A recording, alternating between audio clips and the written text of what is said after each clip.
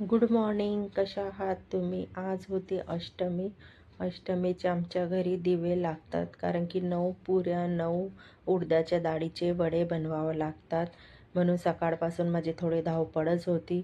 अष्टमीला 9 दिवे पण लावावं लागतात, गोड खीर पण बनवावं लागते आणि संध्याकाळच्या वेळेस ते दिवे लावावं लागतं आपल्या देवाजवळ.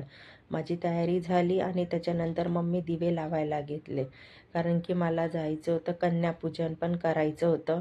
म्हणून मग मी घरी पण केलं कन्यापूजन आणि स्वामी समर्थाच्या केंद्रात पण गेलेले, न्यू कळवा केंद्रामध्ये गेलेली. मग इथं माझं आहे ना, आता दिवे लावत होते मी. 9 दिवे लावून घेते. म्हटलं चला पटकन आवरून घेते, कारण की जेवण पण त्या दिवशी खूप बनवायचं होतं, सर्वच पदार्थ बनवायचे होते. म्हणून म्हटलं चला आता आपण दिवे वगैरे लावून घेतले, साडी वगैरे घातली. दिवे लावून झाल्यानंतर मग आता आपण म्हटलं हे पण करून घेऊया, देवाची पूजा पण करायला घेतलेली. आणि खूप छान वाटलं. त्या दिवशी अष्टमी होती.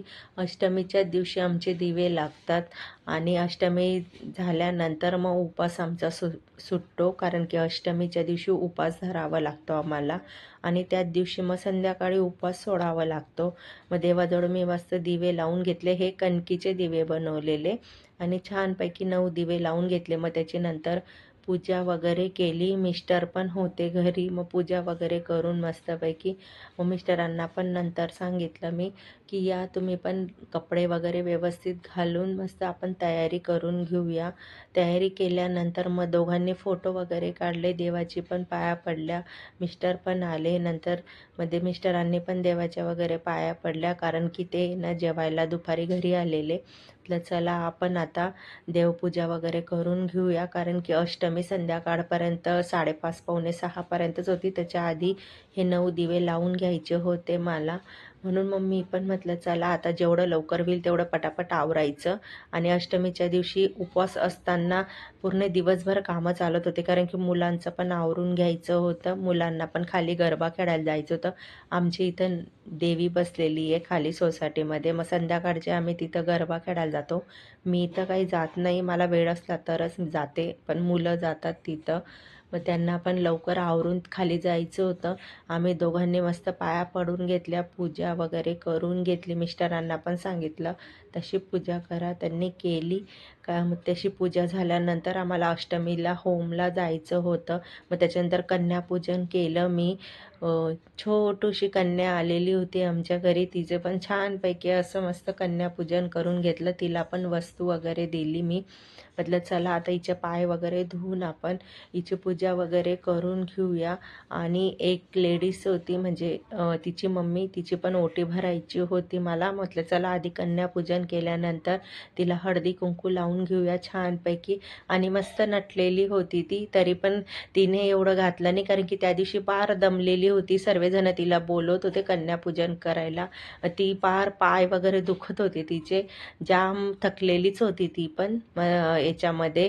तर शांत होती आणि नंतर आहे ना तिला खूप हसायला लागलं का, तर आशीर्वाद देत होती मला, पण हात पुढे नाही करत होती. बोलते हो. मग त्याच्यानंतर तिची मम्मी होती, तिची मम्मी पण आलेली. तिच्या मम्मीची पण मम्मी ओटी भरून घेतली. आणि नंतर मला न्यू कळवा केंद्रात जायचं होतं. तिथं पण कन्यापूजन होतं संध्याकाळी 6:30च्या आरतीनंतर. 7 वाजताच्या नंतर मग त्यांनी कन्यापूजनची सुरुवात तिथं झाली. मग तिथं पण बायका वगैरे आणि मुलं घेऊन आलेले होते. मग प्रत्येकाने आपल्या वस्तू दिल्या मुलींना छानपैकी. ते 8-8:30पर्यंत तेच चाललं कन्यापूजन. मुली पण भरपूर होत्या आलेल्या, त्यांची पण व्हिडिओ थोडीफार घेतली मी, जशी वाटली तशी घेऊ शकली, कारण की गर्दी खूप होती. आणि सर्व बायका मस्त त्यांना हार देत होते, ब्रेसलेट देत होते, चॉकलेट देत होते. भरपूर वस्तू जमा झालेल्या त्यांच्या आणि ठेवायला जागा नाही. पिशवी पण दिलेल्या, बऱ्याच जणांनी पिशव्या पण दिलेल्या त्यांना. मी पण तिकडे उभी होती, त्यांना वस्तू नंतर दिल्या मी पण, कारण की गर्दी खाली खूप बायका होत्या. आणि मग हळूहळू सर्वजण वस्तू देऊन मग घरी जाणार होत्या. म्हणून सर्व घाई करत होते, कारण की त्या दिवशी अष्टमी होती. अष्टमीला कन्यापूजन सहसा करतात, म्हणून मग त्यांनी केंद्रातच सर्व केलेलं. मग मी पण केंद्रात गेली 7 नंतर. चला आपण आता करून घेऊया आणि केंद्रात जाऊया, थोडं स्वामींचं पण दर्शन होईल. चला, कशी वाटली व्हिडिओ? बाय.